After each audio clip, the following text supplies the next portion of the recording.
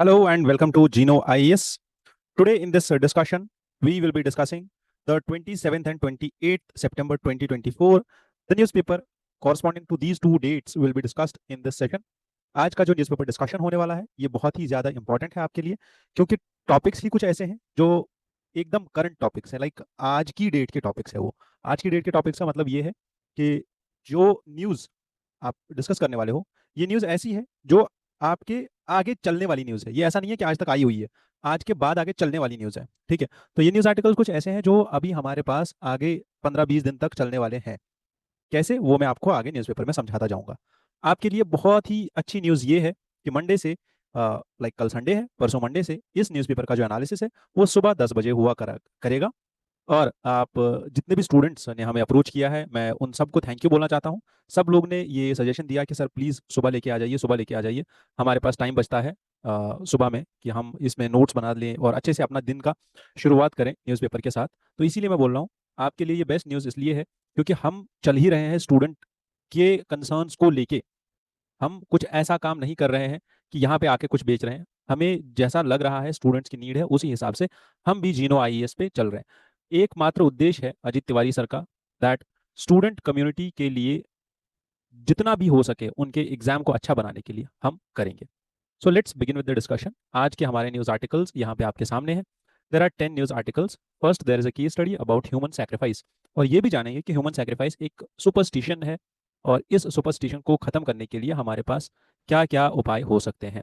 परम Rudra super computer, Lebanon के आसपास की ज्योग्राफी और इसके आसपास की कंट्रीज, क्योंकि अभी लेबनान में 450 से ज़्यादा लोगों की मौत हुई है ड्यू टू अटैक्स, क्योंकि इसराइल ने बहुत ही ज़्यादा वायलेंट अटैक्स कर दिए हैं हिजबुल्ला के ऊपर। लेबनान के अंदर जो ग्रुप एक्टिव है हिजबुल्ला, तो ये भी पढ़ेंगे। इसके बाद हम एक एनालिसिस करेंगे through newspaper article. This editorial basically discusses India का पेंशन सिस्टम, जिसमें old pension system, new pension scheme and unified pension scheme, तीनों को कंपेयर करके डिस्कस किया गया है। साउथ ईस्ट एशियन नेशंस और इनके बीच में क्या कॉन्फ्लिक्ट्स है, और अभी ये सब लोग क्यों मिलके और अपने अपने लेवल पे और कोलैबोरेटिवली चाइना के अगेंस्ट में खड़े हो रहे हैं, और इसके पीछे यूएसए का क्या हाथ है, ये भी डिस्कस करेंगे। यहाँ पे एक न्यूज आर्टिकल है हमारे पास, L69 C10 and United nation security council के रिफॉर्म्स। ठीक है, तो ये समझेंगे कि L69 एंड C10 क्या है, what are these organisations and what are these groupings. ठीक, तो ये भी देखेंगे। इसके बाद जो हमें देखना है, that is globe steering committee. अब ये ग्लोब स्टीयरिंग कमेटी क्या है और ये क्या काम करती है, इंडिया इसका मेंबर क्यों बना है। सेल्फ रिस्पेक्ट मूवमेंट, जो हमारे मॉडर्न इंडियन हिस्ट्री में एक बहुत ही इंपॉर्टेंट चैप्टर है सोशल रिलीजियस रिफॉर्म मूवमेंट्स में, उसमें सेल्फ रिस्पेक्ट मूवमेंट एक ऐसा मूवमेंट है जो साउथ इंडिया का, जिसका अगर आप बोलो तो ये साउथ इंडिया का रेनेसा था एक किस्म का। ठीक है, टोटल साउथ इंडियन रेवोल्यूशन आ गया था इस चीज़ से, तमिल रेवोल्यूशन था बेसिकली ये। तो ये भी देखेंगे कि ये क्यों आई थी और इसके पीछे रीज़न क्या है, और अभी इसके 200 साल हो रहे हैं तो क्या पर्सपेक्टिव है इसका। अगले लाइक 100 साल पूरे हो गए हैं, अब आगे क्या करना है इसका।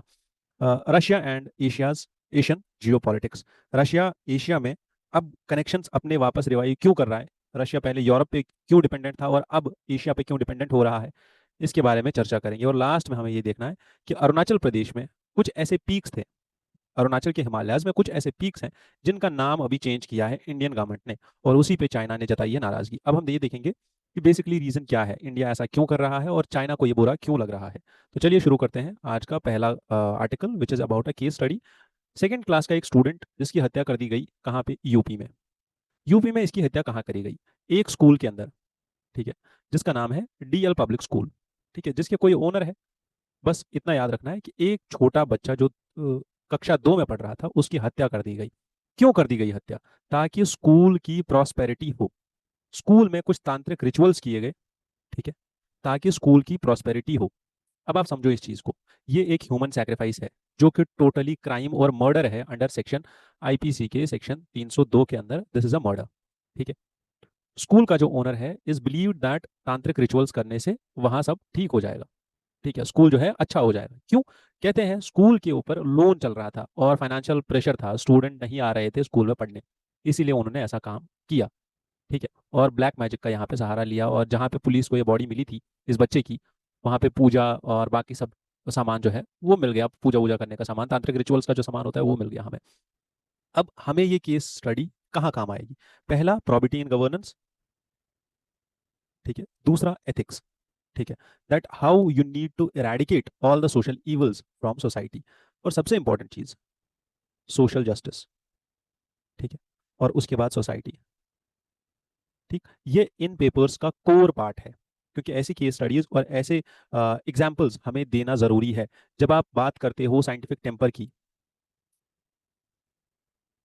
अंडर फंडामेंटल ड्यूटी 10, है ना। तो आपको ये चीज लिखनी है कि what actually scientific temper means, what do we actually mean by scientism.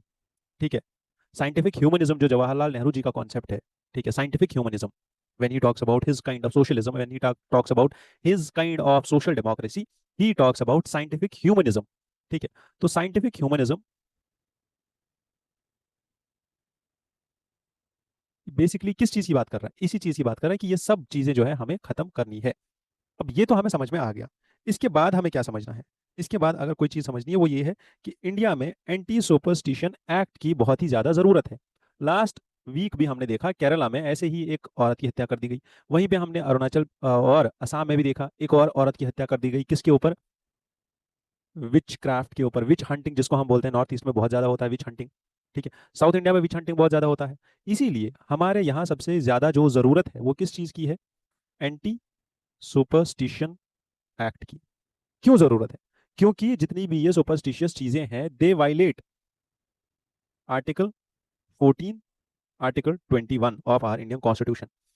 These superstitious acts also go against the Universal Declaration of Human Rights 1948, and they also go against the International Covenant on Civil and Political Rights 1966। Child rights के against में भी है ये। Plus there is a convention, that is the convention on elimination of all forms of discrimination against women 1979, जो विच hunting को prohibit करने के लिए है। इंडिया में अभी भी 8 स्टेट्स में विच हंटिंग होती है। अगर आप देखो ये सारी चीजें जो की जा रही है, जैसे यहाँ पे इस कक्षा 2 के स्टूडेंट की हत्या कर दी गई, ह्यूमन सेक्रीफाइस कर दी गई, ये किस लिए होता है, बेसिकली दिस इज, हम इसको बोलते हैं फेथ हीलिंग। ठीक है, क्वैकरी होती है, ये कुछ नहीं होता, बस जाके ये लोग ऐसा काम कर देते हैं बस। अंडरस्टैंड, अगर आप इन सब चीजों के विजुअल्स देखोगे, फोटोज देखोगे, गूगल पे सर्च करोगे, तो इससे दिल दहल जाता है। ऐसी चीजें नहीं होनी चाहिए, बट अफसोस की बात यह है कि आज 75 ईयर्स कंप्लीट होने के बाद भी, 76 77 ईयर्स कंप्लीट होने के बाद भी, इंडिपेंडेंस का इतना सारा टाइम होने के बाद भी, हम अभी इस टाइम पे आने के बाद भी, इतना ज़्यादा सोशल रिफॉर्म मूवमेंट्स लाने के बाद भी, हम आज की डेट में हमारी सोसाइटी में ऐसी हरकतें होती है। इस पे हमें थोड़ा बहुत ध्यान देना होगा। We being civil servants, we being the aspirants of civil services, सबसे पहली चीज़ हमें तो अपने दिमाग से ये चीज़ें निकालनी होगी कि सुपरस्टिशन नाम की कोई चीज़ होती है। ठीक है, कि ये चीज़ हो गई तो वो होगा, वो चीज़ हो गई तो ये हो गया, काली बिल्ली रास्ता काट गई तो वो होगा। ठीक है, ये सब चीज़ें अपने दिमाग से निकालनी है और हमें एक रैशनल थिंकिंग पे आना है। ठीक है, रैशनैलिटी पे आके, और उसके बाद क्यों करना है, सबसे पहले अपने अंदर क्यों लाना है, ताकि हमारी नज़र में सोसाइटी में अगर कहीं पे भी ऐसी चीज़ हो रही होती हो, अगर यहीं पे इस लोकेलिटी का कोई ऐसा बच्चा, कोई ऐसा इंसान जो अच्छा सिविल सिटीजन हो, अगर उसको पता चलता और वो इसको पहले ही हाईलाइट करता कि इस स्कूल में ऐसा कुछ होने वाला है, या पुलिस को पहले ही रिपोर्ट कर देता, तो शायद ऐसा ना होता, शायद इस बच्चे की जान बच जाती और शायद ये हमारे देश का नाम कल को रोशन करता। चाहे वो ओलंपिक्स में करता, चाहे वो चेस ओलंपियाड में करता, चाहे वो स्पोर्ट्स में करता, चाहे वो ब्यूरोक्रेट्स में करता, वो फॉरेन पॉलिसी में करता, क्या पता वो कल का नया जयशंकर सर बन जाता, है ना। तो ऐसी चीजें हैं, ये कुछ ऐसी केस स्टडीज है जो हमें याद तो रखनी पड़ती है, क्योंकि हमारे एग्जाम से बहुत ज्यादा रिलेटेड है। विच हंटिंग पे क्वेश्चन आ चुका है, ह्यूमन सैक्रिफाइस पे क्वेश्चन आ चुका है। ठीक है, चलो नेक्स्ट जो हमारे पास आर्टिकल है that is about the PM Modi has recently launched the Param Rudra. ठीक है, अभी ये 2 दिन पहले की न्यूज़ है, 2 दिन क्या मतलब आज के डेट की न्यूज़ है, सॉरी, ये आज के डेट की न्यूज़ है, और कल ही ऐसा हुआ है दैट मोदी जी ने लॉन्च किया 3 परम रुद्र सुपर कंप्यूटर्स। ठीक है, ही लॉन्च्ड 3 परम Rudra super computers and says that जितना हम ज्यादा टेक्नोलॉजिकल अपग्रेडेशन करेंगे उतना ही ज्यादा हमारे लिए अच्छा है। और किस लिए लॉन्च किए गए हैं, for weather and climate research के ऊपर काम करने के लिए। ठीक है, प्रोजेक्ट का कॉस्ट है अराउंड 850 करोड़।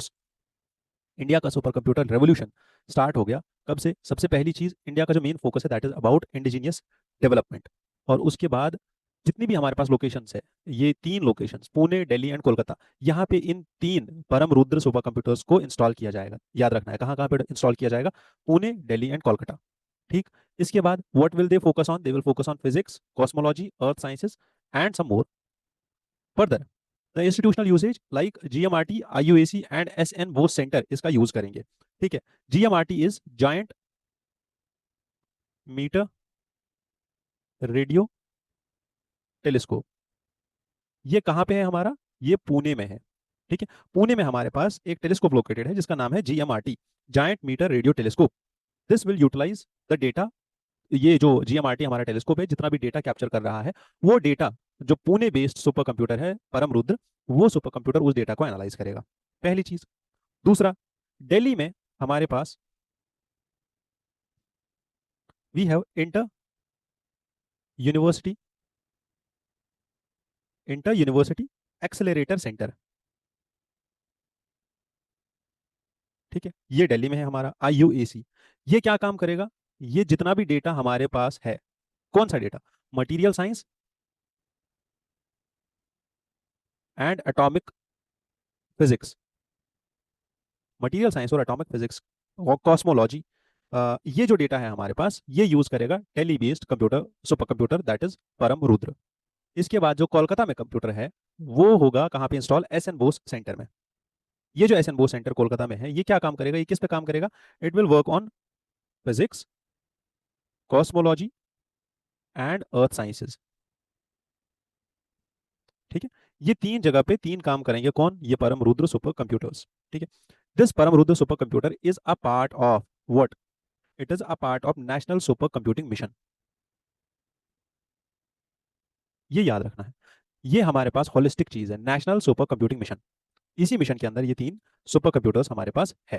ठीक, अब इसमें एक चीज ये भी याद रखनी है कि ये वेदर रिसर्च जो करेगा, बेसिकली ये जो पुणे बेस्ड हमारा सुपर कंप्यूटर है और जो कोलकाता बेस्ड सुपर कंप्यूटर है, ये दोनों अर्थ साइंसेस पे काम ज्यादा करेंगे और मटेरियल साइंस पे काम करेंगे, एटॉमिक फिजिक्स पे काम करेंगे दिल्ली वाला।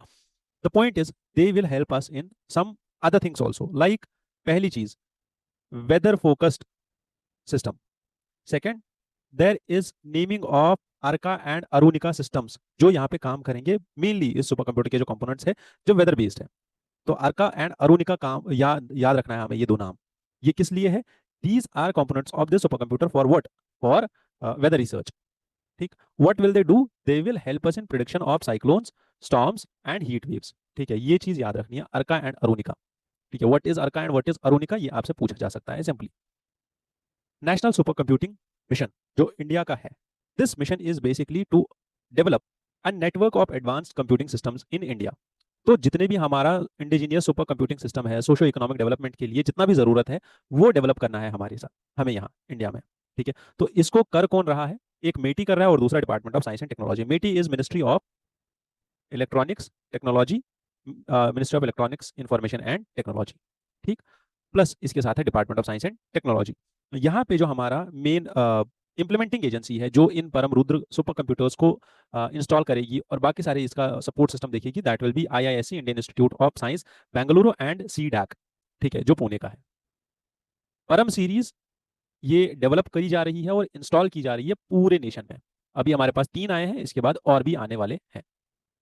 इम्पैक्ट क्या है हमारे नेशनल सुपर कंप्यूटिंग मिशन का, पहला इम्पैक्ट ये रहेगा कि टेक्नोलॉजिकल एडवांसमेंट होगा, मेक इन इंडिया प्रोजेक्ट थोड़ा और आगे बढ़ेगा, इंडिजिनियस हार्डवेयर सॉफ्टवेयर डेवलपमेंट सारा इंडिया में ही होगा और ग्लोबल स्टैंडर्ड्स को हम मैच कर पाएंगे क्योंकि ग्लोबल लेवल पे अभी सुपर कंप्यूटिंग की नीड बहुत ज्यादा है। डन। सुपर कंप्यूटर के कुछ बेसिक्स, ये काम करता है फ्लॉप्स में। What are flops, flops are floating point operations per second, और इंडिया के जो सुपर कंप्यूटर्स है they rank among the top 500। ठीक है, द मोर फ्लॉप्स, जितना ज्यादा ये काम तेज करेगा उतना ही हम समझते हैं कि ये टेराफ्लॉप्स में काम करता है या पेटाफ्लॉप्स में काम करता है। टेराफ्लॉप्स और पेटाफ्लॉप्स ये यूनिट है किस चीज का, measurement of the performance of super computer, कि सुपर कंप्यूटर कितना तेजी से काम करता है। जैसे हम गीगाहर्ट्ज नहीं बोलते, किसके लिए, नॉर्मल कंप्यूटर के लिए। नॉर्मल कंप्यूटर हम कैसे मेजर करते हैं, गीगाहर्ट्ज, है ना।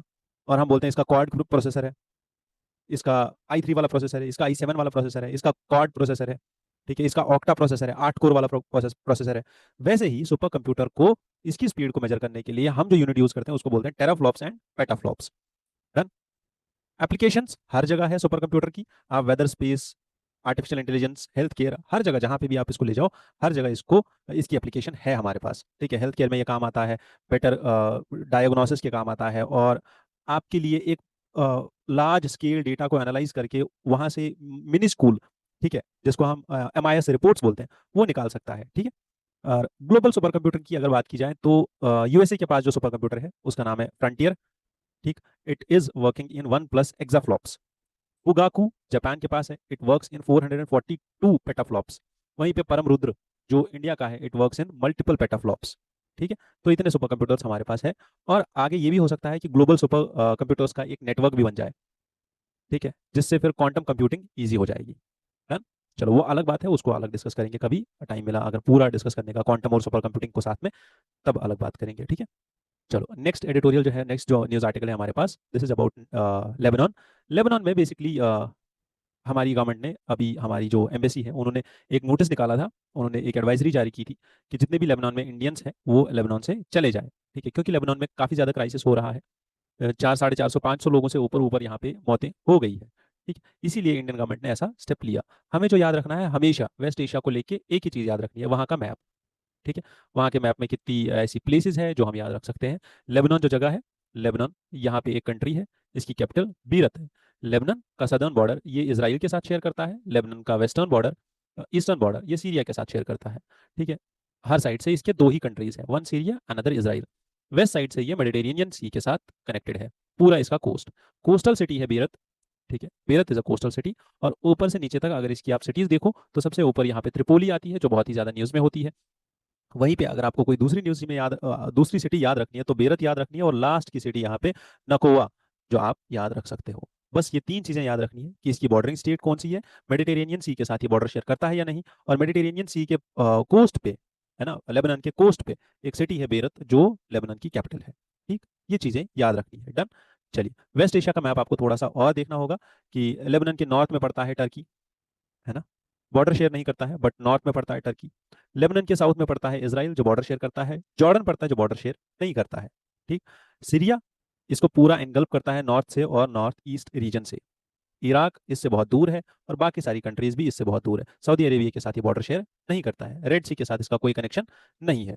डन, इतनी सी चीजें याद रखनी है और आपका काम हो जाएगा, बस इतना ही याद रखना है। चलो, नेक्स्ट जो हमारा यहाँ पे एडिटोरियल है, ये एडिटोरियल डिस्कशन में बेसिकली हमें कुछ डिफरेंसेस और हमें कुछ प्रोज एंड कॉन्स बता रहा है किस चीज़ के, जो इंडिया का पेंशन सिस्टम रहा है आज तक का और आज के बाद का, इंडियाज पेंशन सिस्टम। सबसे पहली चीज ऑथर यहाँ पे हाईलाइट कर रहे हैं कि इंडिया के पेंशन सिस्टम में तीन स्कीम्स है। One is old pension scheme, another is new pension scheme, and the third one is unified pension scheme, जो इसी साल आई है। ठीक है, 2004 तक हमारे पास ओल्ड पेंशन स्कीम थी, 2004 के बाद हमारे पास न्यू पेंशन स्कीम आ गई, और अभी 2024 में हमारे पास यूनिफाइड पेंशन स्कीम आई है। ठीक, ऑथर यहाँ पे बोल रहे हैं कि as the world witnesses a retreat from neo liberal policies, the debate around welfarism is being reignited. अब यहाँ पे समझना ये है पहले, व्हाट इज नियो लिबरलिज्म। ठीक है, why is world witnessing a retreat from neo liberal policies. See, liberalism basically talked about pre state. ठीक है, स्टेट में का कोई इंटरवेंशन ना हो मार्केट में, प्री मार्केट इकोनॉमी जो हम बेसिक बोलते हैं, free market economy, pre market economy की बात करता है हमारा लिबरलिज्म। ठीक है, कि आप मार्केट को बिल्कुल खुला छोड़ दो। ठीक, फ्री मार्केट इकोनॉमी, मार्केट में कोई भी इंटरवेंशन नहीं होना चाहिए स्टेट का, और स्टेट पूरा खुला छोड़ दे मार्केट को, कंपटीशन एस्टैब्लिश हो जाएगा, एक परफेक्ट मार्केट एस्टैब्लिश हो जाएगी, और उससे जो हम एडम स्मिथ का नाम लेके इनविजिबल हैंड की बात करते हैं कि invisible hand will come in place and it will start what working in place. तो उसी टाइम पे हम ये भी बात करते हैं कि ये जो इनविजिबल हैंड है ये ऐसा काम करेगा कि मार्केट में इक्विलिब्रियम आ जाएगा, प्राइस और डिमांड एकदम मैच कर जाएगी आपस में, और हमें उतना ज़्यादा मार्केट को रेगुलेट करने की ज़रूरत नहीं है। बट वहीं पे जब वर्ल्ड को ये पता चला कि ये जो कैपिटलिस्टिक पॉलिसी है इनविजिबल हैंड की, ये काम नहीं कर रही है, और वहीं पे वर्ल्ड ने ये भी देखा कि 2008 का क्राइसिस आ गया, 2008 में फाइनेंशियल डाउन टर्न हो गया पूरे वर्ल्ड का, और ये समझ में आया कि ये जो लिबरलिज्म की पॉलिसीज है ये काम नहीं कर रही है। फाइनेंशियल क्राइसिस इसके बाद भी आया, ठीक है, USA में स्टार्ट हुआ और पूरे वर्ल्ड का उसको पूरे वर्ल्ड में उसका इन्फ्लुएंस आ गया। वहीं पे बात की गई फिर नियो लिबरलिज्म की। ठीक, नियो लिबरलिज्म क्या बात कर रहा है कि कुछ हद तक हमें स्टेट का काम, स्टेट को देखना पड़ेगा, और स्टेट को कुछ हद तक रेगुलेशन, और state should be actually what, it should be facilitator. ठीक है, it should not be provider rather facilitator, it should facilitate and it should develop the market. ठीक, and then only you can expect the private players to work on it. ठीक, globally this era of neoliberalism that dominated economic policy for past few decades is showing signs of retreat. ठीक, क्योंकि 2008 के crisis की बात मैंने आपको बताई, which led to calls for stronger social safety. और 2008 के बाद अगर आप देखो 2008 के बाद कोविड 19 आया। कोविड 19 में और ज्यादा हमें ये देखने को मिला कि स्टेट का इंटरवेंशन जरूरी है। अगर स्टेट का इंटरवेंशन हेल्थ केयर में नहीं होता उस टाइम पे, तो लोग तो बिल्कुल खत्म ही हो जाते, है ना। अगर स्टेट का इंटरवेंशन नहीं होता, स्टेट आपको राशन नहीं देती, आपको प्रधानमंत्री गरीब कल्याण योजना नहीं मिलती, आपको फ्री मेडिसिन नहीं मिलती, स्टेट एसेंशियल सर्विसेज एक्ट के अंदर रेगुलेट नहीं करती मास्क का प्राइस। ठीक है, मुझे याद है जो मास्क हम 10 रुपए में खरीदते हैं, मैंने खुद वो मास्क 100 रुपए में खरीदा है। ठीक है, दिल्ली की बात कर रहा हूँ मैं। 10 रुपए का मास्क मैंने 100 रुपए में खरीदा है। मतलब प्लेन जो सर्जरी वाला मास्क होता है, सर्जिकल मास्क, वो मैंने 100 रुपए में खरीदा है। N95 मास्क जिसका गवर्नमेंट ने प्राइस सेट किया, फिर उसके बाद 100 रुपीज का कोविड आने के बाद, वो मास्क हमने कोविड से 2 दिन पहले 300 रुपए का खरीदा है। और उसके बाद तो बात ही नहीं है। जो एसेंशियल ड्रग्स थे, जो मेडिसिन लग रही थी उस टाइम पे, फेविपिराविर लग रही थी या बाकी सारे मेडिसिन लग रही थी, ठीक है, पीसीएम का प्राइस बढ़ गया, पैरास्टामोल का प्राइस बढ़ गया। अगर गवर्नमेंट ये काम नहीं करती, अगर गवर्नमेंट उस टाइम पे रेगुलेशन नहीं लेके आती, तो देन जो वेलफेयरिज्म का कॉन्सेप्ट है, जो वेलफेयर पॉलिसीज का कॉन्सेप्ट है कि जो आपके सिटीजन्स हैं वो आपकी रिस्पॉन्सिबिलिटी है, citizens are the responsibility of government, अगर आप उस वेलफेयरिज्म को छोड़ दोगे और वहां पे गवर्नमेंट वो वेलफेयरिज्म का प्रिंसिपल लेके नहीं आती, तो उस टाइम पे क्या होता हमारे साथ, पूरी की पूरी जनता खत्म हो जाती और पूरा मार्केट सिस्टम जो है वो क्रैश कर जाता। ठीक है, क्राइसिस पैदा हो जाती और लोग निकलते और शायद लार्ज स्केल राइट्स होते, क्योंकि लोगों के पास उतने पैसे नहीं होते कि वो उतना सामान उतने महंगे में खरीद पाते। ऑथर यहाँ पे यही बोल रहा है कि ये जो वेलफेयरिज्म की पॉलिसीज है, इसी वेलफेयरिज्म के कॉन्सेप्ट के बेसिस पे एक चीज हमारे पास है, that is pension. What is pension actual में? कि अगर कोई भी गवर्नमेंट सर्वेंट है और उसने सर्विस दी, उस गवर्नमेंट सर्वेंट को ये बोला जाता था कि अगर तुम फॉर एग्जांपल 30 साल, 35 साल, 40 साल की सर्विस देते हो गवर्नमेंट ऑफ इंडिया को, पूरे देश को, पूरे सिटीजन को सर्विस देते हो, तो आपको सर्विस देने के बाद एक फिक्स्ड गारंटीड इनकम दी जाएगी, जिससे आप अपने रिटायरमेंट के दिन आराम से निकाल सको। ठीक है, और ये फिक्स्ड गारंटीड इनकम कितनी होगी? आपकी जो लास्ट ड्रॉन सैलरी होगी उसका 1/2 होगा, उसका हाफ होगा। जो आप लास्ट के महीने में सैलरी ले रहे होगे, उस सैलरी का हाफ होगा। ठीक, अब फॉर एग्जांपल उसकी सैलरी लास्ट के महीने में 1 लाख रुपए थी, तो 50,000 रुपए का उसका पेंशन रहेगा, और वो लाइफ लॉन्ग रहेगा जब तक वो जिंदा रहेगा। जब वो अगर वो सर्विस टेन्योर में मर जाता है, तो उसकी फैमिली को मिल जाएगा, उसकी वाइफ को मिल जाएगा, ना कि बच्चों को, ना कि बच्चों के बच्चों को। ठीक, अब यहाँ तक क्लियर है, ये भी हमें समझ में आ गया कि ये एनपीएस था, फिर ये ओपीएस था हमारा ओल्ड पेंशन स्कीम, फिर हमारे पास नया पेंशन स्कीम आया। न्यू पेंशन स्कीम 2004 में गवर्नमेंट ऑफ इंडिया इसीलिए लेके आई क्योंकि उस टाइम पे लिबरलिज्म का बोलबाला ज्यादा था, फ्री मार्केट इकोनॉमिक्स पे ज्यादा काम था। ऑथर यहाँ पे बोल रहे हैं ये जो एनपीएस है, this is basically a defined benefit model to a defined contribution model, कि आप जितना कंट्रीब्यूट करोगे उतना ही आपको आगे जाके पेंशन मिलेगा। एनपीएस के अंदर क्या हो रहा था, जितना एम्प्लॉय का कंट्रीब्यूशन है उतना ही कंट्रीब्यूशन गवर्नमेंट भी दे रही है, और उस पैसे को इन्वेस्ट किया जा रहा है मार्केट सिक्योरिटीज में। मार्केट में इन्वेस्ट करने के बाद जो वहां से वापस प्रॉफिट आएगा, उस प्रॉफिट के बेसिस पे इस रिटायरी का जो रिटायरमेंट बेनिफिट है और जो इसका रिटायरमेंट पेंशन है वो डिसाइड होगा। The point is this investment is subject to market fluctuations. Market fluctuate हो गया और इस इंसान को हमेशा ये डर रहेगा कि मेरा सोशल सिक्योरिटी का जो मेन पर्पस था पेंशन का, वो खत्म हो जाएगा। मार्केट खत्म तो इसका सोशल सिक्योरिटी खत्म, और इसके पास जो है फाइनेंशियल स्टेबिलिटी वो नहीं रहेगी, और ये डर में रहेगा। और ये जो वेलफेयरिज्म का कॉन्सेप्ट था हमारा, जो मैंने ओपीएस के अंदर डिफाइन किया, वो वेलफेयरिज्म का कॉन्सेप्ट जो है वो एस्टैब्लिश नहीं हो पाएगा। ऑथर यहाँ पे यही बोल रहे हैं कि अभी जो हम लेके आए हैं यूपीएस, है ना, that is universal pension. In this government is trying to balance what, one state involvement, another market participation, कि मार्केट में हम कितना पार्टिसिपेट करेंगे इन फंड्स के साथ। इन दोनों चीजों को बैलेंस करना चाहती है गवर्नमेंट। क्यों करना चाहती है ऐसा, क्यों ऐसा यू टर्न ले रही है गवर्नमेंट ऑफ इंडिया 2004 के बाद अभी, क्यों ऐसा यू टर्न लिया जा रहा है? Because this requires significant rectification. And author says कि अगर हम यूपीएस लेके भी आ रहे हैं तो यूपीएस के अंदर भी रेक्टिफिकेशन की जरूरत है। क्यों ऐसी जरूरत है? क्योंकि ऑथर यहाँ पे बोल रहे हैं कि यूपीएस के अंदर हो क्या रहा है, यूनिफाइड पेंशन स्कीम के अंदर क्या हो रहा है। पहला फ्लॉ इसका ये है कि अगर कोई इंसान को फुल पेंशन चाहिए तो उसको मिनिमम 25 साल की सर्विस देनी ही देनी है। अब बात यह है कि जिस इंसान ने लेट ज्वाइन किया उसकी तो 25 साल की सर्विस होगी भी नहीं, और 25 साल की सर्विस नहीं होगी तो उसके बाद तो उसको पेंशन भी नहीं मिलेगा, फिर वो सर्विस ज्वाइन ही क्यों करेगा? और वो सर्विस अगर ज्वाइन कर भी लिया तो ये वेलफेयरिज्म का जो कॉन्सेप्ट था वो तो हमारा फेल कर गया। ठीक, जिसकी वजह से उसका कॉर्पस भी डिप्लीट होगा, जो वो कंट्रीब्यूट करेगा वो कॉर्पस भी कम होगा, और उसका जो पेंशन होगा वो अमाउंट भी कम हो जाएगा। प्लस स्कीम जो है ये बस गवर्नमेंट एम्प्लॉयज के लिए है ना। आ, और गवर्नमेंट एम्प्लॉयज में भी ये public sector workers like teachers और बाकी सारे जो पे कमीशन के अंदर नहीं आते हैं जॉब्स, उनके लिए काम नहीं करेगी, क्योंकि वो ये स्कीम उनको कवर ही नहीं कर रही है ना। तो ये भी एक प्रॉब्लम है। ऑथर का यहाँ पे बोलना है कि इस यूपीएस स्कीम के अंदर हमने जो हाइब्रिड मॉडल है, ये यूपीएस स्कीम का जो ये हाइब्रिड मॉडल है, ये काम उतना ज्यादा तरीके में नहीं करेगा। हमें क्या जरूरत है, we need to balance the pension system, ठीक है। And this will usually what author is saying कि ये जो पेंशन सिस्टम हम लेके आए हैं यूपीएस के अंदर, दिस विल इवेंचुअली फेल, ठीक। क्योंकि पहली चीज इसने बोला, ऑथर यहाँ पे बोल रहे हैं कि बस उन लोगों को कवर नहीं कर रहा है जिन लोगों ने लेट ज्वाइन किया, उनके ऊपर प्रॉब्लम है। दूसरा, टीचर्स को ज्वाइन कवर नहीं कर रहा है। तीसरा, वो इनफॉर्मल सेक्टर में जो लोग हैं उनको कवर नहीं कर रहा है ओपीएस, है ना। अब हमें जरूरत है बैलेंस पेंशन सिस्टम की। वो कैसे होगा कि इनफॉर्मल लेबर्स के लिए भी हम पेंशन सिस्टम लेके आए। इसीलिए ऑथर यहाँ पे बोल रहे हैं कि यूपीएस को हमें थोड़ा और ब्रॉडन करना होगा, ताकि हम ऑल सिटीजन, मतलब हर एक जितने भी हमारे सिटीजन हैं उनके वेलफेयर की बात करें, ना कि बस गवर्नमेंट एम्प्लॉयज के वेलफेयर की बात करें, ठीक है। तो ये जो पॉइंट्स हैं हमारे पास, ये जो पॉइंट्स यहाँ पे ऑथर दे रहे हैं, ये पॉइंट्स हमारे लिए इंपॉर्टेंट है और हमें ये याद रखने हैं। ऑलरेडी मैंने आपको यूपीएस पूरा पढ़ाया है, यूनिफाइड पेंशन स्कीम पूरा पढ़ाया है कि वो एक्चुअल में स्कीम क्या है, उसके क्या क्या प्रोविजंस है। बट हाँ, आज तक हमारे पास ये पॉइंट्स नहीं थे, क्रिटिसिज्म और रिफॉर्म्स इन यूपीएस। क्या क्रिटिसिज्म है और क्या रिफॉर्म्स लेके आ सकते हैं, ये दो पॉइंट्स आप अपने नोट्स में ऐड कर सकते हो। अगर आपने अभी तक यूपीएस नहीं पढ़ा है तो आप एक बार उसको पढ़ लो और उसके बाद ये पॉइंट्स अपने दिमाग में रख लो। नेक्स्ट हमारे पास जो एडिटोरियल है, ये एडिटोरियल बात कर रहा है ईस्ट चाइना सी और साउथ चाइना सी के बारे में, ठीक है। अगर आप देख लो, देखो तो यहाँ पे ये जो बाउंड्री है, दिस इज चाइना, ठीक। ये हैनान प्रोविंस है चाइना की, ये हांगकांग है, ये ताइवान है, ताइवान की कैपिटल है ताइपी। बात की जा रही है साउथ चाइना सी की, ठीक। आपको कुछ कुछ प्लेसेस याद रखनी है, जैसे यहाँ पे गल्फ ऑफ टोंकिन, ये कहाँ पे है, ये वियतनाम और चाइना के बीच में है। वहीं पे दिस इज साउथ चाइना सी जो आपको याद रखना है। और इसके साथ साथ आपको this is Pacific sea and this is Sulu sea, ये सीज याद रखने। इसके बाद आपको ये 9 डैश लाइन याद रखनी है, जो आप यहाँ पे ये लाइन देख रहे हो, यहाँ से लेके यहाँ तक, ये जो लाइन आप देख रहे हो, this is 9 dash line.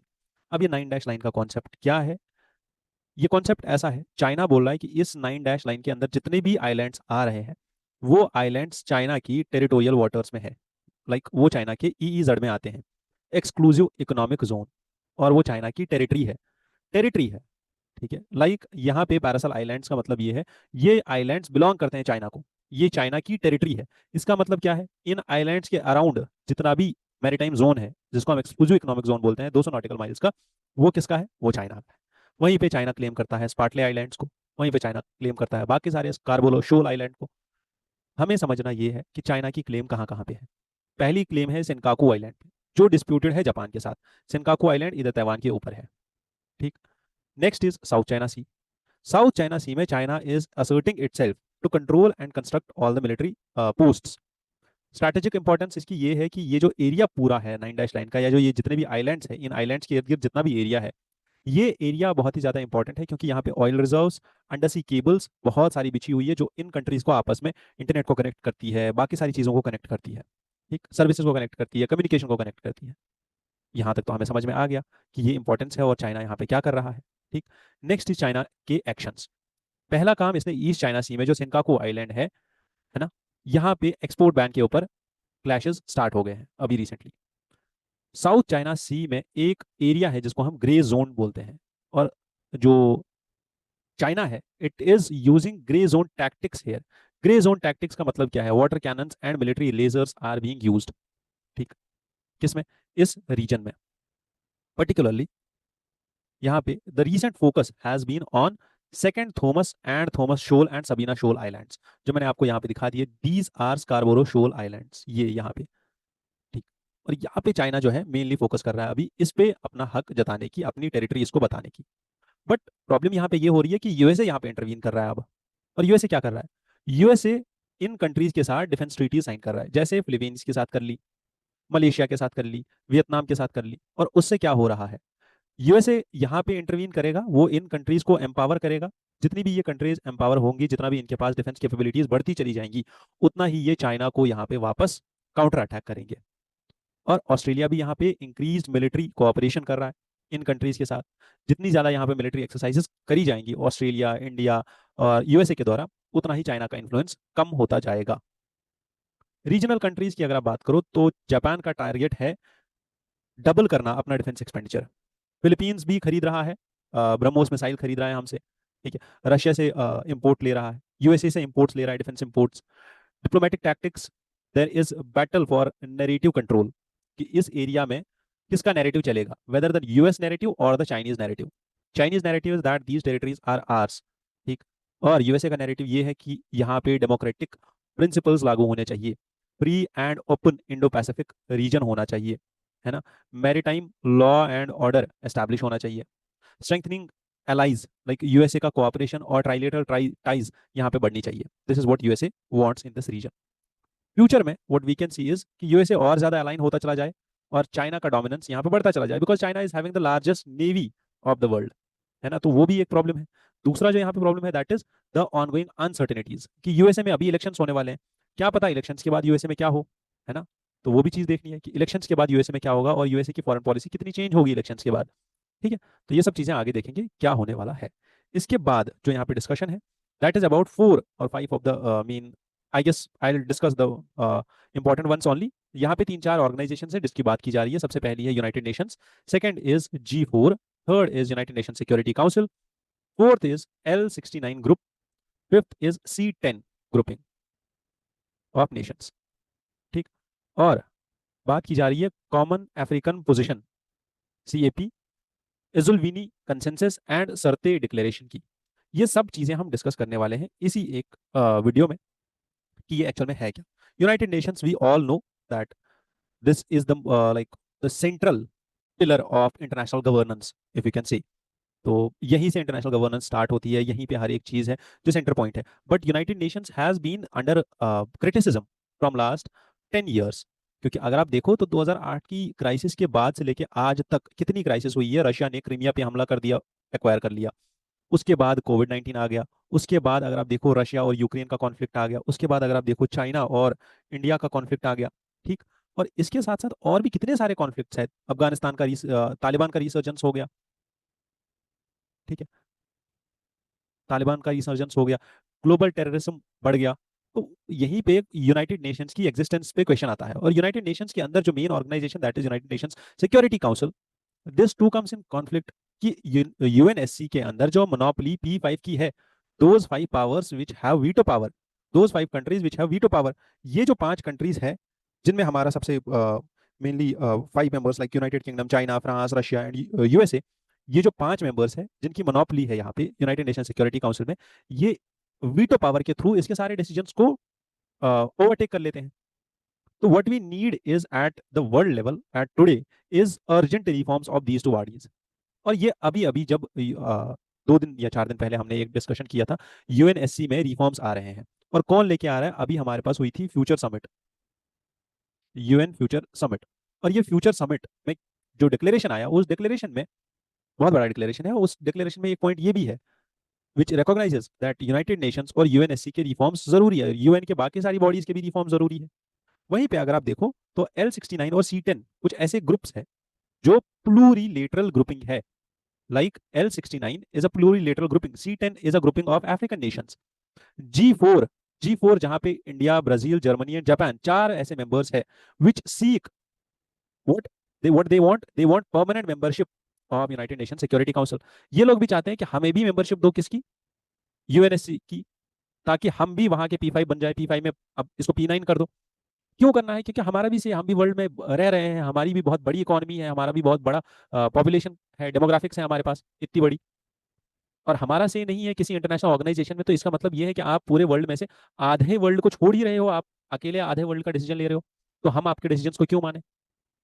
Basic concept है इन नेशंस का, इन इंटरनेशनल ऑर्गेनाइजेशंस का रिफॉर्म होना चाहिए, डेमोक्रेटिक ऑर्गेनाइजेशंस होनी चाहिए, और हर डेमोक्रेटिक ऑर्गेनाइजेशन में हर एक इंसान का मेनली से होना चाहिए, उसका वोट होना चाहिए, उसको फ्रीडम ऑफ स्पीच होनी चाहिए, ठीक है, वो जो बोले उसकी रिस्पेक्ट होनी चाहिए। That is what democratic principles stand for. तो उसी लिए G4, L69 और C10 इन चीजों की हम बात करेंगे, ठीक है। और G4 क्या बोल रहा है, G4 की यहाँ पे जो मीटिंग हुई है, it seeks urgent United nation security council reforms, ठीक। अब की रिफॉर्म्स में कौन कौन सा रिफॉर्म लेके आना है? पहले तो परमानेंट और नॉन परमानेंट कैटेगरीज में जितनी भी मेंबरशिप है उसको बढ़ा दो। ठीक है, परमानेंट मेंबर्स यहाँ पे 5 है। कितने हैं? 5। और नॉन परमानेंट मेंबर्स यहाँ पे 15 है। ठीक है, परमानेंट मेंबर्स के पास है वीटो पावर। परमानेंट मेंबर्स के पास है veto power, while as non permanent members do not have veto power. Total 15 membership है। और ये जो 10 5 यहाँ आ गए और 10 यहाँ पे आ गए, ये जो 10 नॉन P5 मेंबर्स है, दे मीट ईच ईयर। ठीक है, और यहाँ पे 193 मेंबर्स की जो जनरल असेंबली की काउंसिल होती है, this elects 5 non permanent members. हर साल UNGA, united nations general assembly की जो समिट होती है, वहां पे 5 नॉन परमानेंट मेंबर्स को इलेक्ट किया जाता है 2 साल के टेन्योर के लिए। ठीक, और 2 साल के टेन्योर के लिए इनको इलेक्ट किया तो मतलब 5 रिटायर हो गए, 5 नए आ गए। ठीक, इसके बाद ये तो हमें समझ में आ गया कि ये यूनाइटेड नेशंस सिक्योरिटी काउंसिल में कौन कौन लोग हैं, इसका स्ट्रक्चर क्या है। रीजनल रिप्रेजेंटेशन की अगर आप बात करो तो Africa, Asia Pacific and Latin America या कैरेबियन आइलैंड्स जो हमारे यूएसए के पास है, अगर आप देखो तो जो गल्फ ऑफ मैक्सिको है वहाँ पास में है Caribbean islands and Caribbean countries. In countries की रीजनल, इनकी जो रिप्रेजेंटेशन है वो United nations general security council में बढ़नी चाहिए। That is what the main मुद्दा जो यहाँ पे है रिफॉर्म्स का। Global south inclusion, global south की जो कंट्रीज है इनको इंक्लूड करो। ट्रांसपेरेंसी एंड एफिशिएंसी लेके आओ यूनाइटेड नेशन सिक्योरिटी काउंसिल में, इसको और ज्यादा डेमोक्रेटिक बनाओ और अकाउंटेबल बनाओ। इसके जो डिसीजन है वो एनफोर्स होने चाहिए, इसके लिए आप इफेक्टिव मैकेनिज्म्स लो, है ना। ये जो ग्रुप्स हैं L69, C10 एंड इब्सा, ये ग्रुप्स भी यहाँ पे इसके सपोर्ट में आ गए। अभी देखना ये है what are these groups. These are plurilateral groupings. What are these?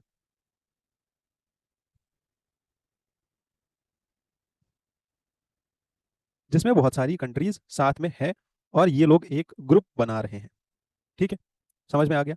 ये जो L69 ग्रुप है इसमें 42 डेवलपिंग नेशंस हैं। ठीक, जिसमें इंडिया भी आता है, India is also part of this. ये developing nations Asia, Africa, Latin America, Caribbean and Pacific island countries है।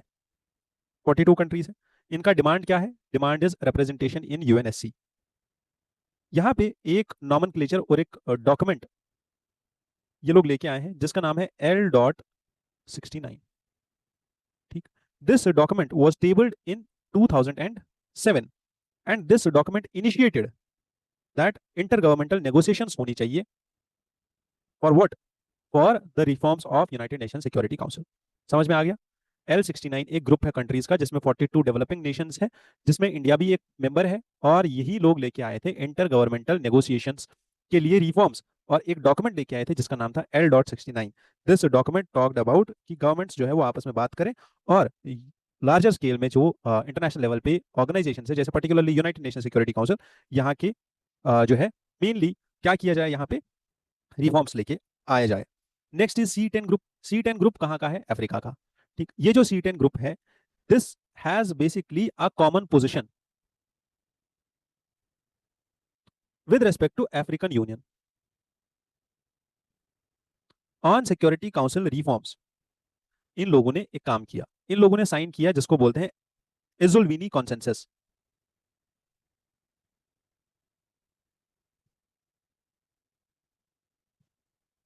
What is Ezulwini consensus? ठीक, this consensus basically talks about those countries जो 10 अफ्रीकन नेशन, अफ्रीकन कंट्रीज हैं। ये 10 African countries साथ में आ गई और इन लोगों ने क्या बोला? इन लोगों ने बोला यूनाइटेड नेशन सिक्योरिटी काउंसिल में रिफॉर्म्स होने चाहिए। ठीक है, अब इन्होंने रिफॉर्म्स लाने के लिए पहली चीज क्या करी? पहला इन्होंने दिया प्रिंसिपल जिसको हम बोलते हैं कॉमन पोजिशन। ठीक, दूसरा इन्होंने दिया इजुलविनी कंसेंसस। ये कंसेंसस बात कर रहा है किस चीज के ऊपर? यूएनएससी के रिफॉर्म्स के ऊपर। ये जो इजुलविनी कंसेंसस है बेसिकली डेवलप हुआ था इससे पहले एक कम्युनिक जो इनने एडिस अबाबा में साइन किया था, उसके बाद इनने इजुलविनी कंसेंसस लेके आ गए। अब समझने वाली बात यह है कि एजुलविनी कंसेंसस बोल क्या रहा है? एजुलविनी कंसेंसस बोल रहा है अफ्रीका के जो 2 सीट्स है, मतलब जो अभी अफ्रीका की पूरी नेशंस है, इनकी कम से कम 2 सीट्स होनी चाहिए। कहां पे? परमानेंट सीट्स होनी चाहिए यूएनएससी के P5 के अंदर। P5 को आप चेंज करो और P5 के अंदर परमानेंट सीट्स कम से कम 2 अफ्रीका के लिए होनी चाहिए। ठीक है, और उन 2 सीट्स में भी जितनी भी कंट्रीज अफ्रीकन नेशन को वहां रिप्रेजेंट करेंगी उन दो कंट्रीज को, उन दो सीट्स को वीटो पावर होना चाहिए। ठीक। अब यहीं पे समझना ये है कि अफ्रीकन यूनियन या African union committee of 10 members, ठीक है, जिसको हम C10 बोलते हैं, this is basically an African union committee of 10 members, जो ये एजलविनी डिक्लेरेशन और एजलविनी कंसेंसस के साथ आगे बढ़ रहे हैं। इसमें कौन कौन सी कंट्री है? इसमें आपको Algeria, Equatorial Guinea, Republic of Congo, Kenya, Libya, Namibia, Senegal, Sierra Leone, Uganda and Zambia, ऐसी कंट्रीज आपको मिलेंगी यहाँ पे। वहीं पे एक और चीज आ रही है यहाँ पे, that is Sirte declaration. What is this Sirte declaration? This is a resolution which was adopted by African unity और ऑर्गेनाइजेशन ऑफ अफ्रीकन यूनिटी। इस ऑर्गेनाइजेशन का नाम है OAU। ये एक ऐसी ऑर्गेनाइजेशन है जो सरते डिक्लेरेशन लेके आ गई या सरते रेजोल्यूशन लेके आ गई 1999 में। ठीक। इनका एक सेशन होने वाला था जो लीबिया में होने वाला था, उसी सेशन के अंदर ये लोग लेके आ गए Sirte declaration. Sirte declaration leads to establishment of African Union. Sirte declaration के अंदर ही अफ्रीकन यूनियन बना था। ठीक है। और अफ्रीकन यूनियन कब बना था और ये सरते डिक्लेरेशन कब इन्होंने पब्लिश किया था, इसके बाद कब ये स्टार्ट हुआ सरते डिक्लेरेशन के अंदर अफ्रीकन यूनियन का बनना और अफ्रीकन यूनियन एस्टैब्लिश कब हुआ? ये बेसिकली डर्बन में एक समिट हो रही थी 2002 में, जहां पे अफ्रीकन यूनियन एस्टैब्लिश हुआ। ठीक। क्लियर कट यहाँ तक? इब्सा आपको पता ही है, इंडिया, ब्राजील, साउथ अफ्रीका, ये 3 कंट्रीज का यहाँ पे एक ग्रुप है और ये भी यही बात कर रहे हैं कि यूनाइटेड नेशन सिक्योरिटी काउंसिल में रिफॉर्म्स आ जाए, वहां की मेंबरशिप चेंज हो जाए। अगर आप देखो तो यूनाइटेड नेशंस की 80th एनिवर्सरी आने वाली है और अभी रिसेंटली मैंने बोला समिट ऑफ द फ्यूचर हो गई थी, जहां पे ये बोला गया दैट यूनाइटेड नेशंस के रिफॉर्म्स आना जरूरी है। अभी जो नेगोशिएशंस हो रही है, जिसमें मैंने बोला G4, L69, C10, इब्सा, ठीक है, ये सारी organizations they all are pushing for reforms. So what we need to do is we need to see कि फ्यूचर इंप्लीमेंटेशन होता है इस चीज का या नहीं होता है, और वहीं पे इंडिया का candidature United nation security council के अंदर कितना ज्यादा बड़ा रोल प्ले करने वाला है, ये भी हम आगे देखने वाले हैं आगे आने वाले डिस्कशंस में। वहीं पे एक और न्यूज है हमारे पास, which is the GlobE steering committee. What is this GlobE steering committee? ये स्टीयरिंग कमेटी क्या काम करेगी? दिस ग्लोब नेटवर्क, ठीक है, what is this GlobE network? Basically this GlobE network is a global operational network of anti corruption law enforcement agencies. क्या है इसमें? जितनी भी anti corruption law enforcement agencies है, उनका एक नेटवर्क है। जैसे हमारे पास एंटी करप्शन जो एजेंसी है दैट इज CAC, है ना, या CVC है हमारे पास, CBI है हमारे पास, जो करप्शन के केसेस को मेनली डील कर रही है। ये जो इनिशिएटिव है ये G20 फ्रेमवर्क के अंदर लॉन्च किया गया था, ग्लोब नेटवर्क जिसका नाम है। ग्लोब नेटवर्क ऑफिशियली लॉन्च किया गया था 2021 में। कहाँ पे? यूनाइटेड नेशंस की एक समिट होने वाली थी जिसका नाम था UN gas, that is UN general assembly special session against corruption. इस सेशन के अंदर 2021 में एक नेटवर्क बनाया गया जिसका नाम था ग्लोब नेटवर्क। ठीक। क्लियर कट यहां तक समझ में आ गया? इसका ऑब्जेक्टिव क्या है? इंटरनेशनल करप्शन को खत्म करना और फाइनेंशियल क्राइम को खत्म करना। ठीक। और लॉ एनफोर्समेंट एजेंसीज के अंदर एक दूसरे के साथ कोऑपरेशन बढ़ाना। इस ग्लोब नेटवर्क के अभी 121 मेंबर्स हैं। ठीक है। एंड 219 इसकी मेंबर अथॉरिटीज है। अथॉरिटीज मतलब जैसे मैंने बोला हमारे पास, जैसे फॉर एग्जांपल इंटरनेशनल लेवल पे इंटरपोल है, वहीं पे अगर आप बोलो नेटो का इसमें मेंबरशिप होगा, इसमें अगर आप बोलो हमारे यहाँ से CBI है, ED है, तो दो तो हमारे यहाँ से ही हो गई। हमारे यहाँ से जो रिप्रेजेंट करती है central authority that is ministry of home affairs, जो यहाँ की बॉडी है इंडिया की जो मेंबर अथॉरिटी है that is CBI and ED, दो तो हमारी हो गई। इसीलिए 219 मेंबर अथॉरिटीज है और 121 मेंबर कंट्रीज है। इसका जो सेक्रेटरीट है, याद रखना है, united Nations office against drugs and crime, इसके अंदर ही ग्लोब नेटवर्क को मैनेज किया जाता है। ये चीज याद रखनी है, ये बहुत इंपॉर्टेंट पॉइंट है। ठीक है। और ग्लोब नेटवर्क आपस में एक बहुत इंपॉर्टेंट न्यूज है। इसके फंक्शंस क्या है? सिंपल भाई, ग्लोबल एजेंसीज को इनेबल करना ताकि वो बेस्ट प्रैक्टिसेस को इंप्लीमेंट कर पाए और क्रिमिनल इंटेलिजेंस को बेटर कर पाए, जिससे ग्लोबल लेवल पे करप्शन खत्म हो जाए। गवर्नेंस की स्ट्रक्चर की अगर बात करें तो सबसे टॉप पे इसकी बैठती है एक स्टीयरिंग कमेटी। ये स्टीयरिंग कमेटी क्या करती है? This is a managing body जो ग्लोब नेटवर्क को मैनेज कर रही है। ठीक है। इस स्टीयरिंग कमेटी में सबसे ऊपर होता है चेयरमैन, उसके बाद होता है वाइस चेयरमैन, और उसके बाद होती है 15 मेंबर कंट्रीज, इनके 15 मेंबर्स, जिनको 3 साल के टर्म के लिए यहाँ पे अपॉइंट किया जाता है।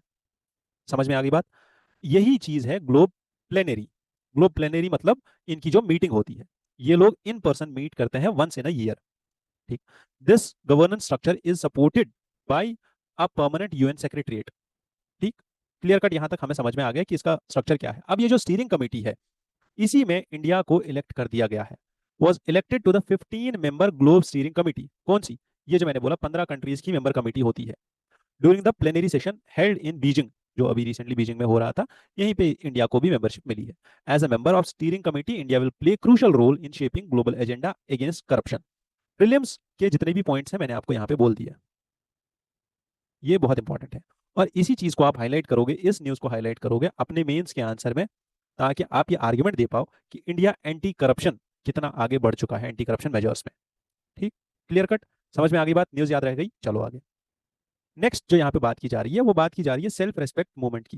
ठीक, अब ये सेल्फ रेस्पेक्ट मूवमेंट क्या थी और इसके साथ और कितनी चीजें रिलेटेड है, ये सेल्फ रिस्पेक्ट मूवमेंट क्यों आई थी, और इसके 100 साल हो गए हैं। अभी ऑथर्स जो यहाँ पे बात कर रहे हैं वो बोल रहे हैं हमें फर्स्ट 100 ईयर्स तो सेल्फ रिस्पेक्ट मूवमेंट के हो गए, अब what we need to do is we need to focus on self respect movement 2.0। ठीक है, तो ये सेल्फ रिस्पेक्ट मूवमेंट क्या है और इसकी क्या बात है और क्या अहमियत है, कैसे ये स्टार्ट हो गई थी, ये सब चीजें डिस्कस करेंगे। ये बेसिकली एक ह्यूमन राइट्स मूवमेंट है। Self respect movement was basically a human rights movement जो साउथ इंडिया में स्टार्ट हुई थी। आपका इंट्रोडक्शन हो गया। ये जो मूवमेंट है ये बेसिकली किस लिए स्टार्ट हुई थी, to establish equality against the caste system of India. ठीक, इसको स्टार्ट करने वाले 1925 में कौन थे, एस रामनाथन। ठीक, एस रामनाथन ने बुलाया था उस टाइम पे ईवी रामास्वामी को, जिनको यूजुअली उनके फॉलोअर्स पेरियार भी बुलाते हैं। ठीक, ईवी रामास्वामी को पेरियार भी बुलाते हैं। He was invited in to the movement in Tamil Nadu. Movement किस लिए थी, movement was basically anti Brahmanism. ये चीज याद रखनी है, this was an anti caste movement. E.V. Ramaswamy Naikar was born on 17th of September 1879 in Erode, Madras Presidency. ठीक, Periyar founded the self-respect movement in 1925 to uplift the lower caste. ठीक, but actual में this movement was found by S. Ramanathan and Periyar was invited into the movement and later he became the, basically he was the founder now, है ना, co-founder अगर आप बोलो तो ये founder ही थे।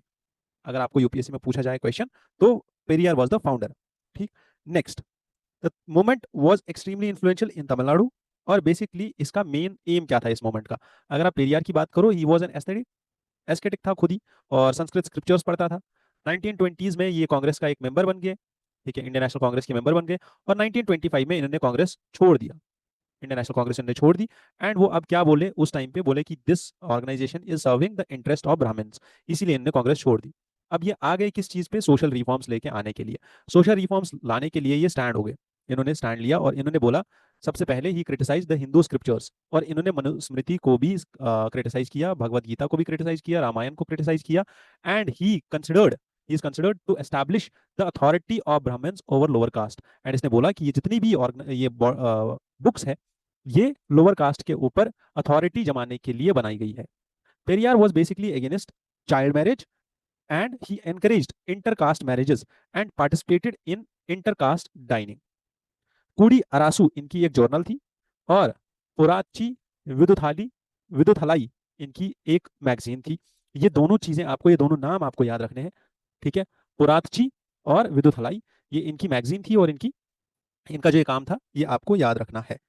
ठीक, इसके बाद अगर हम इस ऑथर की बात सुने यहाँ पे, तो ऑथर हमें क्या बोल रहे हैं, सबसे पहली चीज कि अभी जो है तमिलनाडु गवर्नमेंट काफी ज्यादा स्टेप्स ले रही है किस बात पे, इनके बर्थ डेट को सेलिब्रेट करने के लिए और इस चीज को वापस रिवाइव करने के लिए। 100 साल इसके हो गए, 1925 से लेकर 2025 तक 100 साल होने वाले हैं। Therefore the launch of the first issue of Tamil weekly, जो उन्होंने उस टाइम पे वी रामास्वामी नायकर ने स्टार्ट किया था, दैट इज कुड़ी अरासू, है ना, इसका जो पहला लॉन्च था वो 1925 में हुआ था। और इसीलिए हुआ था क्योंकि 1920s में उन्होंने कांग्रेस छोड़ा और उसके बाद उन्होंने कुड़िया रासू स्टार्ट किया। ऑथर का यहाँ पे बोलना ये है कि अगर आप देखो ये जो सेल्फ रिस्पेक्ट मूवमेंट है, जिसके फैक्ट्स हमने सारे समझ लिए, प्रीलिम्स के पॉइंट ऑफ व्यू से जितने भी फैक्ट्स हैं वो सारे आपके सामने हैं, यहाँ पे भी और यहाँ पे भी। जितने भी फैक्ट्स मैंने आपको बोले ये प्रीलिम्स पॉइंट ऑफ व्यू से इंपॉर्टेंट है। अभी जो हम डिस्कशन कर रहे हैं वो मेंस का है। मेंस के लिए आपको ये समझना है कि ये जो ऑर्गेनाइजेशन थी ये बेसिकली किस लिए स्टार्ट हुई थी, है ना। इस ऑर्गेनाइजेशन में होती थी कॉन्फ्रेंसेज। क्या होती थी, कॉन्फ्रेंसेज। और पहली कॉन्फ्रेंस हुई थी 1929 में, जिसको हम बोलते हैं क्या, द सेल्फ रेस्पेक्ट कॉन्फ्रेंस। ये जो कॉन्फ्रेंस 1920 में हुई थी ये चंगलपेट तमिलनाडु में हुई थी। In this conference they addressed and talked about the equal rights of women. Abolition of caste, education, employment, इन सब चीजों के बारे में उन्होंने बात करी। और इन्होंने ये भी बोला कि शादी, marriage should be done without Brahmins. ठीक है, प्रीस्ट लेस शादी, प्रीस्ट को इन्वॉल्व ही मत करो शादियों में। ठीक है, और शादी नॉर्मल तरीके से करो, प्रीस्ट की जरूरत ही नहीं है शादी में। ताकि अगर इस इंस्टीट्यूशन से प्रीस्ट खत्म हो जाए, अगर इस इंस्टीट्यूशन से ब्राह्मण होल्ड खत्म हो जाए, तो उसके बाद धीरे धीरे बाकी इंस्टीट्यूशन से भी खत्म करेंगे। This was his way of approaching anti caste movement. So he removed the necessity for ब्राह्मण प्रीस्ट्स एंड रिलीजियस रिचुअल्स। उन्होंने बोला जितने भी आप रिलीजियस रिचुअल्स कर रहे हो, आप पूजा कर रहे हो, आप खुद से कर लो, जरूरत नहीं है पंडित की। Now the point was what the author talks here about the self respect movement 2.0। Author यहाँ पे बोल रहे हैं, और ये चीज हमारे लिए उतनी ज्यादा इंपॉर्टेंट नहीं है, बट हाँ हमारे लिए एक एस्पेक्ट इसका समझना इंपॉर्टेंट है। वो ये है कि सेल्फ रिस्पेक्ट मूवमेंट असल में क्यों आई थी। वो इसलिए आई थी कि आप कल्चरल होमोजेनाइजेशन से बचो, और आप कल्चरल होमोजेनाइजेशन का शिकार मत हो। What is cultural homogenisation? That is सारे कल्चर्स को मिक्स करके, जैसे यूएसए में कोई कल्चर नहीं है, वहां पे एक ही कल्चर है, that you are American, either you are American और यू आर आउटसाइडर, बस दिस इज द कल्चर। है ना, वहां पे आपका, आपकी आइडेंटिटी, आपके रिचुअल्स, आपके कल्चरल प्रैक्टिसेस, इनका कोई वैल्यू नहीं है। ठीक, जिसको हम बोलते हैं सैलड बोल मॉडल ऑफ कल्चरलिज्म, वो इंडिया में है, वो अमेरिका में नहीं है। ठीक, अमेरिका में सिंगुलैरिटी है, सिंगुलर आइडेंटिटी है। और ऑथर भी यहाँ पे यही बोल रहे हैं कि ये जो मूवमेंट थी, self respect movement, this movement was basically about what, about preventing and preserving culture. और अभी जो हमारे पास चैलेंजेस आ रहे हैं, वो सबसे पहला चैलेंज यही है कि कल्चरल होमोजेनाइजेशन हो रहा है नेशनल लेवल पे। ठीक, अब ये बोल रहे हैं कि ये इसलिए हो रहा है क्योंकि हिंदुत्व का जो पर्सपेक्टिव है वो ज्यादा बढ़ रहा है, और वहां पे सिंगुलर आइडियोलॉजी हो जाएगी, सिंगुलर आइडेंटिटी हो जाएगी सबकी। ये पॉइंट उतना ज्यादा इंपॉर्टेंट नहीं है हमारे लिए, हमारे एग्जाम में लिखने के लायक नहीं है। बट हाँ, कल्चरल होमोजेनाइजेशन ना हो, ये पॉइंट हमें लिखना जरूरी है। नेक्स्ट जो हमें लिखना है वो ये है कि कॉम्प्लेक्स इश्यूज हैं इनके सामने। अभी इंडिया में, इंडियन सोसाइटी के सामने बहुत सारे कॉम्प्लेक्स इश्यूज हैं, जैसे कास्ट मैरिजेस। अभी हमने देखा सुपरस्टिट्यूशन के नाम पे एक बच्चे की हत्या कर दी गई। कास्ट और इंटरसेक्स मैरिजेस, इंटरसेक्स एलजीबीटीक्यू के राइट्स, जेंडर फ्लूइडिटी, जो इस मोमेंट ने कभी सोचा नहीं था, वो सब चीजें अब आ रही है सामने। डिजिटल एंड सोशल मीडिया के ऊपर मैनिपुलेशन हो रहा है। तो ये कुछ ऐसे इश्यूज हैं जो ऑथर बोल रहा है कि इंडियन सोसाइटी फेस कर रही है एक्चुअल में। अब सेल्फ रिस्पेक्ट मूवमेंट क्या काम करे, सेकंड सेंचुरी में जा रही है, इनको क्या काम करना चाहिए अगली एक सेंचुरी में, वो अलग कहानी है। उनको क्या करना चाहिए वो अलग कहानी है, बट हमें क्या करना चाहिए, हमें जितना ज्यादा हो सके इंडियन सोसाइटी को रैशनल बनाने की कोशिश करनी चाहिए। जितनी ज्यादा रैशनैलिटी आएगी उतना ही हमारे लिए बेहतर होगा। ठीक है, चलो नेक्स्ट जो हमारे पास आर्टिकल है, this talks about Russia and Russia's prospect towards Asia. और एशिया में भी पर्टिकुलरली इंडिया का एक नया चैप्टर कैसे खुल रहा है रशिया और इंडिया के रिलेशंस को लेके। ऑथर स्टार्ट कर रहे हैं यहाँ पे कि रशिया का जो सदर्न और ईस्टर्न ट्रेड है वो बढ़ गया है। क्योंकि अगर आप यहीं पे बात करो, रशिया का $240 बिलियन का ट्रेड है, किसके साथ, चाइना के साथ। और ये जो डायनामिज्म है, for many prove to be most important outcome of changing consequences, जो अभी हुआ है रशिया और वेस्ट का जो कॉन्फ्लिक्ट चल रहा है, उसका जो मेन आउटकम था, दैट इज दिस। ठीक, ऑथर यहाँ पे ये भी बोल रहे हैं that there are opportunities which are offered by India. है ना, इंडिया इससे पहले भी अपॉर्चुनिटीज दे रहा था रशिया को या बाकी सारे नेशंस को, बट उस टाइम पे उनको समझा जा रहा था that these opportunities are terra incognita for Russian businesses. क्यों? Because Russian businesses never thought कि India would be a stable place to invest. है ना, and discussions are now going on कि रशियन बिजनेसेस इंडिया में कैसे cooperate करें और India में कैसे इन्वेस्ट करें। रिसेंटली हमने देखा रशिया ने आईएनएसटीसी के थ्रू दो पूरी भरी की भरी कोल ट्रेन इंडिया भेज दी, और वो 2 दिन के अंदर इंडिया पहुंच भी गई। That is how the dynamics is changing.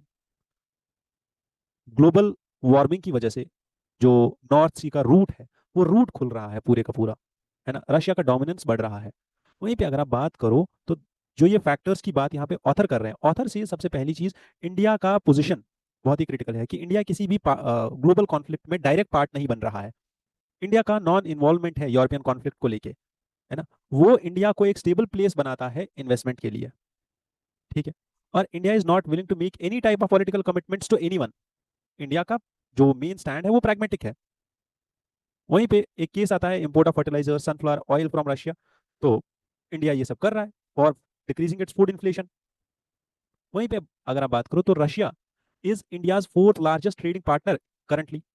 जून 2022 में हमारा जो बायलेटरल ट्रेड है वो बढ़ के 3.5 बिलियन डॉलर्स को भी क्रॉस कर चुका है। और आज की डेट में मई 2024 में we have a bilateral trade of 7.5 billion dollars, India और Russia. This is how our dynamics is changing.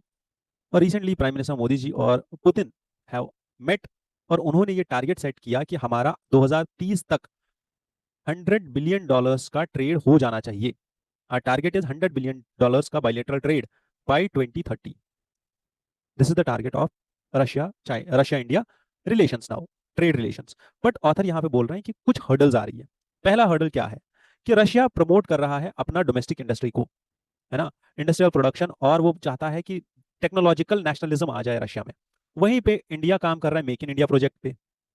दूसरा प्रॉब्लम यहाँ पे ये आ रहा है कि स्मॉल एंड मीडियम इंटरप्राइजेस में ट्रेड इंबैलेंस है, इंडिया और रशिया का ट्रेड इंबैलेंस है, क्योंकि इंडिया काम कर रहा है एसएमईज पे, है ना। Countries lack a stable payment mechanism, यहां से वहां पेमेंट करना और वहां से यहां पेमेंट करना। पिछली बार भी हमने रूपी रबल एग्रीमेंट साइन किया था। डायरेक्टली हम रशिया के साथ नहीं कर रहे हैं पेमेंट्स। क्यों नहीं कर रहे? क्योंकि ट्रेड इंबैलेंस इतना ज्यादा है कि हम अगर रशिया से इंपोर्ट कर रहे हैं तो हमारे पास रशियन इकोनॉमी तो आ जाएगी, है ना, या रशिया के पास रुपी तो आ जाएगा बहुत सारा। रशिया के पास रुपी चला गया बहुत सारा, बट रशिया बोल रहा है मैं इस रुपी का करूं क्या, मैं इंडिया से क्या लूं ऐसा जहां मैं वापस पे करूं आपको। तो ट्रेड इंबैलेंस पहली चीज जिसकी वजह से हमारा पेमेंट का सिस्टम डिफिकल्टीज में आ रहा है, चैलेंजेस आ रहे हैं, कैसे पे आउट करें। आर्बिट्रेशन सिस्टम नहीं है, अगर डिस्प्यूट पैदा हो जाता है दो बिजनेस वेंडर्स के बीच में तो आर्बिट्रेशन सिस्टम नहीं है, क्योंकि स्विफ्ट का पार्ट रशिया नहीं है। टेक्नोलॉजी एंड इन्वेस्टमेंट को लेके अगर आप देखो तो India Soviet friendship has been a hallmark. जैसे हमने पहले भी देखा यूएसएसआर ने यहाँ पे इन्वेस्टमेंट करी, चाहे वो न्यूक्लियर टेक्नोलॉजी हो, चाहे हमारे स्पेस के मिशन हो, हर जगह हमारी हेल्प की, है ना। रिसर्च प्रोग्राम्स जितने भी थे वहाँ पे हेल्प करा, पावर प्लांट्स को एस्टैब्लिश करने में, डैम्स बनाने में, साइंस एंड टेक्नोलॉजी को आगे बढ़ाने में। बट प्रॉब्लम है स्टेम सब्जेक्ट्स में, जहाँ पे इंडिया को आगे बढ़ना है। और प्रॉब्लम है यूक्रेनियन क्राइसिस की अभी, ठीक है।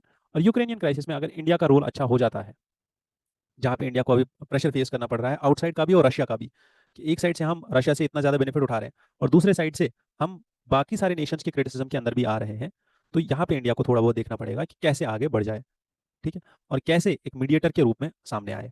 और वहीं पे इंडिया एक और पर्सपेक्टिव ले सकता है जहाँ पे India can be main exporter of smartphones and digital processing units to Russia.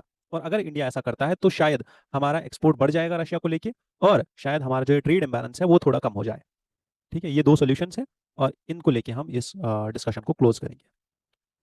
Next जो हमारे पास आर्टिकल है इसमें दो चीजें डिस्कस की जा रही है।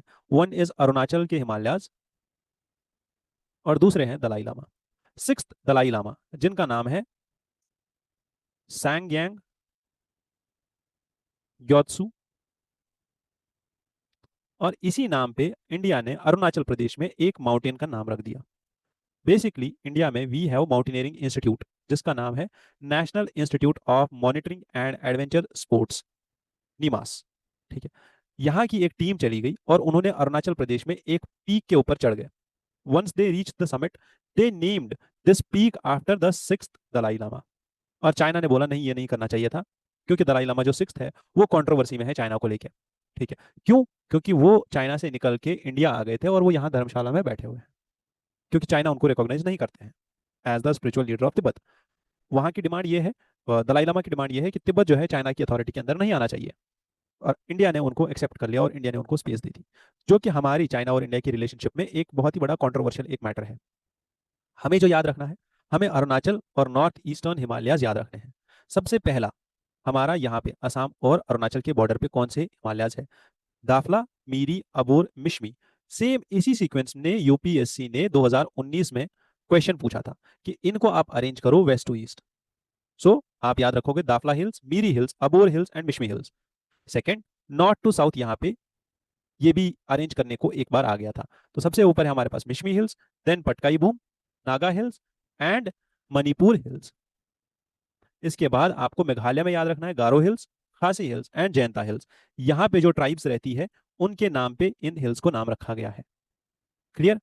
ये चार पांच चीजें हैं जो आपको याद रखनी है, ठीक है। समझ में आई बात? इसके बाद अगर आपको कुछ और याद रखना है तो मुझे नहीं लगता है और कुछ याद रख सकते हो आप, और यहाँ पे कुछ और इंपॉर्टेंट है। हाँ, जो ये सिक्स्थ दलाई लामा है, ये बेसिकली इंडिया कब आए थे और इनकी बेसिक हिस्ट्री क्या है इनके पीछे। तो 1682 में इनका जन्म हुआ था और ही वॉज बॉर्न इन 1682 और ये अरुणाचल प्रदेश में ही बॉर्न हुए थे। सिक्स्थ दलाई लामा, ठीक है, this is not the sixth Dalai Lama जिनकी आप फोटो देख रहे हो। सिक्स्थ दलाई लामा 1682 में अरुणाचल में पैदा हुए थे, इसीलिए अरुणाचल में ही इनकी पीक का नाम रख दिया गया। ठीक, अरुणाचल में पैदा हुए थे और उस टाइम पे अरुणाचल को, उस रीजन को मोन्तवांग बोलते थे। Then in order to complete the Potala palace, और जिसको हम बोलते हैं Desi Sangye Gyatso, he carried out wishes of the fifth Dalai Lama and kept his death as secret for 15 years. और उसके बाद ये दलाई लामा बन गए। ठीक है, डन। 1701 में there was a conflict between Desi and Lhazang Khan. ये दो लोग थे जो लसांग खान डिसेंडेंट था गुशिर खान का। जो स्टोरी है उतनी इंपॉर्टेंट नहीं है हमारे लिए, हमें बस याद रखना है कि सिक्स दलाई लामा कौन थे। Six Dalai Lama was Tsangyang Gyatso. Tsangyang Gyatso Arunachal Pradesh में उनका जन्म हुआ था 1682 में, और उन्हीं के नाम पे ये वाली माउंटेन पीक जो है कंट्रोवर्सी में आई है। बस इतना याद रखना है, ठीक है। चलो, with this I conclude today's discussion and I wish you all the best. Thank you for joining in here and Jai Hind.